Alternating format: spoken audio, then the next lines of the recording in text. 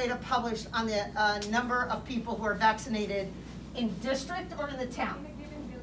In a given building. I don't know. I'm not sure. I mean, I'm not sure about that. I know the township does some statistics that are on like a COVID website somewhere, but I'm not sure. I'm not sure. Sir? Why is the remote learning option not being made available? Right now, according to the guidelines we received from the Department of Ed, they indicated that there's no virtual option available unless schools are shut down for 3 days or more by not just us. Like there might be a time where we may have to close a school or a classroom or a program like we've been doing. That's different.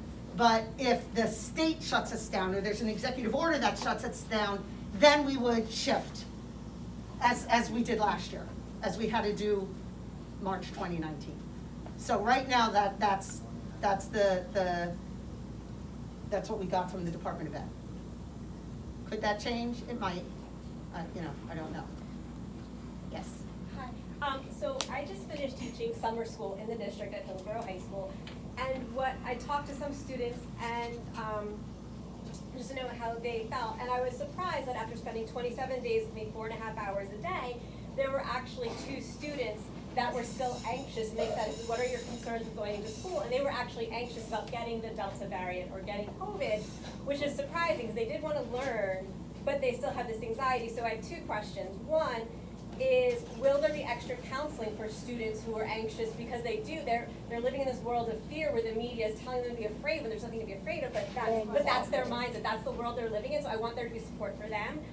Also, for students, I had my seniors who were fully vaccinated go down the hallway, and they were just taking a little bit of a mask break. It was just the 3 of them, and they were yelled at by a staff member because they weren't wearing the mask properly. And I just feel like, I know as a teacher, I would sit at my desk away from everybody, put my mask on, have a drink of water, because I would get a headache after talking for so long with a mask on. And I also want there to be an environment where students can advocate for themselves when they need a mask mandate. So I feel like, as a faculty, we have to realize we have to make accommodations for the students who just want a breath of fresh air. And so I just feel like we need accommodations and counselors available for those that are anxious of getting sick, but also for those who they feel suffocated and just need to get some fresh air, walk out of the room or something. So the question and the comments were that this is one of our staff members, a teacher who's teaching at the ESY program, the extended school year program, and realized that there were a couple of students who were anxious about getting the virus. And she was asking whether or not there would be counseling for students who are still anxious about coming to school and perhaps getting the COVID.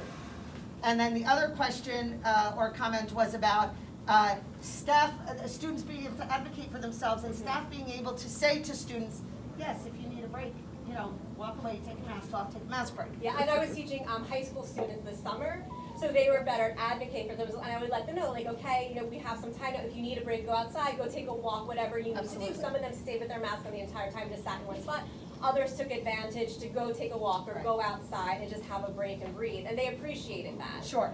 She shared that most of her students that she was with in the program were high school students who were able to advocate for themselves. And so, is that okay? That's absolutely okay. And see, and yes, we do have counseling. In fact, our counselors, as part of the ESSER grant, were Ms. Smedley worked with the school counselors they're already seeing some students who principals and teachers have identified as perhaps being a little anxious already. So they've already started working with some of these students.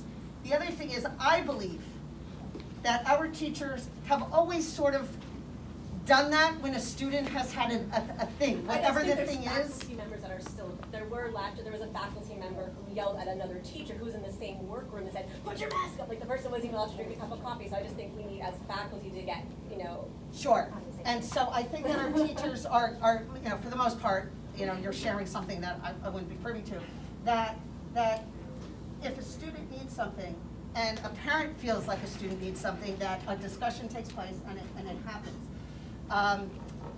I'm sure that the principals will affirm for the staff members that yes, this is okay. I mean, these are times where flexibility is called for, although I really felt that our teachers did that, whatever the case may be, COVID or not. But what you're saying is just an affirmation that that's the case. Yeah, just to be aware that, you know, Absolutely. of others' needs. Right, everybody has different thoughts, feelings, emotions, and needs, absolutely. And so those are things we want to keep in mind. We want the place to be safe for everybody, safe or healthy, or at least a level of comfort for everybody to be in school. Students, staff members alike, everybody. We want everybody to feel as comfortable as possible. There are people who won't, and there are people who will. But I think that that's always the way it is, honestly. Yes, So I have a question regarding the nurses in all the schools. yes. Last year, there was like this 3-page paper that was sent home. Long story, my daughter goes to the nurse because she had cramps. It happened, she's 13. And she went into the nurse and said, I have a headache and I have cramps. Okay. Well, those are 2 symptoms of COVID.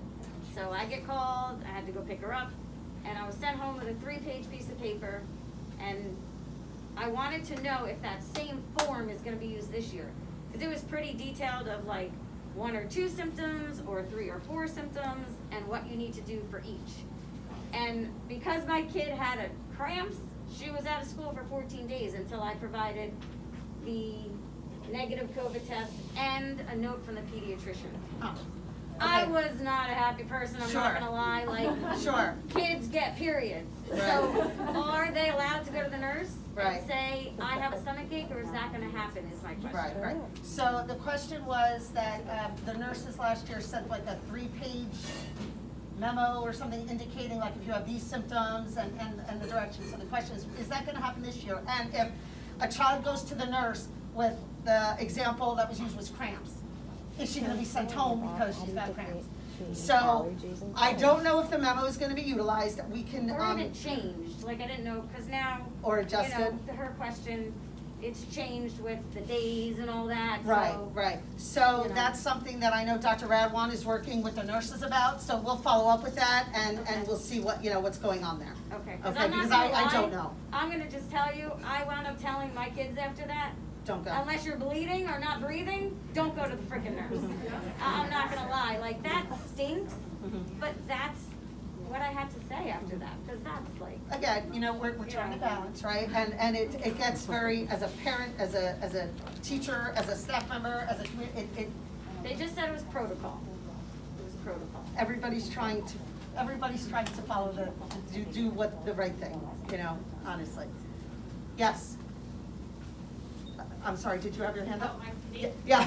You were saying before about having kind of multiple plans. I'm just curious, you were saying there was talk about like the staff and teachers possibly being mandatory vaccinated.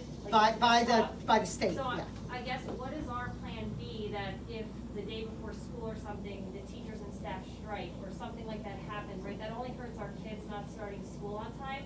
So what is gonna be our plan B if that happens? Well, okay, teachers striking is, I guess, technically not permitted by, but, okay, I hear what you're saying. Honestly, I can't imagine that our teachers would do that. I can't imagine that, but the union leadership has been a part of all of these planning meetings, and so we're in constant communication with union leadership. So if something like that were to occur, I really don't think it would. I think that we would have some indication that there was unrest somewhere, but right now, we're not feeling that. We are, in fact, the union president and I were texting each other very early this morning about different topics. So I can't imagine that that's the case. I know for a fact, now I have a meeting this afternoon, which this might change, but I know for a fact that there's one district right now in Somerset County who's mandating vaccines for staff members. So far, there's just the one before anything else. We've not done that either. That's not something that I would recommend it to the board or to the successful September meeting. But, so that's where we are with that. Isn't it Burma?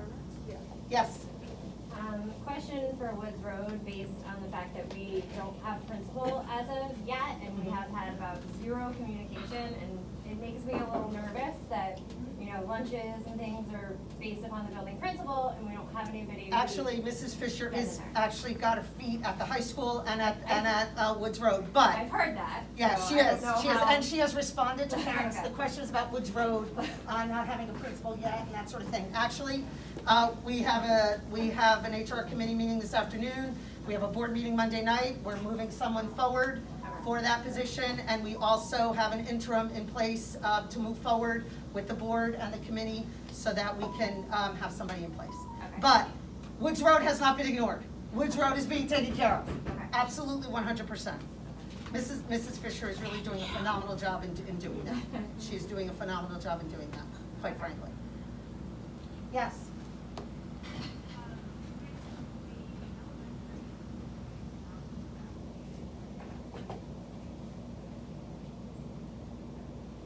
So the question is, with elementary school children not being able to be vaccinated, are there any special accommodations? So special accommodations, I don't. Oh, no, as in virtual option, that was the question. No virtual option, at this time. Yeah. Will it change? It could, but right now there is no virtual option. But we do have a layered mitigation strategy that we keep talking about, and so that's something that's on everybody's minds, quite frankly. The students who are too young to be vaccinated, whether you want to be or not, they just can't because they're too young. So that is a concern that everybody is aware of, and that we're doing our best to try, which is why it's really important that everybody sort of does their part, especially, and protect those who are unvaccinated, whether they can't they're not permitted to be vaccinated, or eligible to be vaccinated, or other reasons they don't want to be vaccinated. I saw a hand here, and then we'll go here. Yes? Following up on that, since our August elementary schools can't be vaccinated, Mhm. if there were to be an issue, is there any thought in place that like elementary schools would close, but we keep other levels open? Sure. With our vaccines? Is that an outside experience, like the whole district closes? Sure. So the comment was, is there any possibility that, like, we would maybe just close the elementary schools and on road, but everybody else will go to school? So what I'm gonna say to that is that I would never say no to any possibility of anything, because that might be a way to go. I'm not sure, I mean, that would also be a thing, but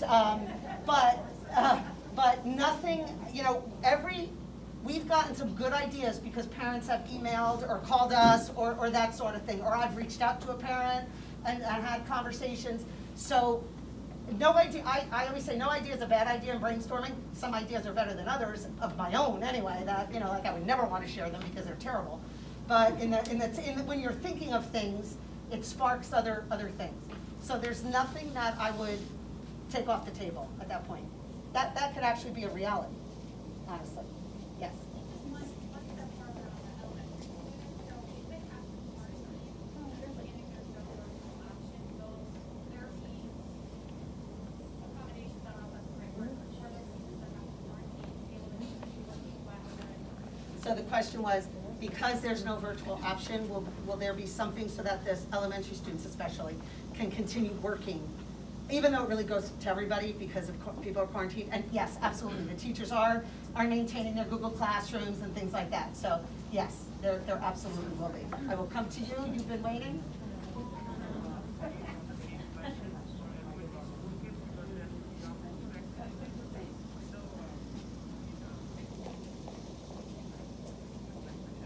It's okay, he forgot his question.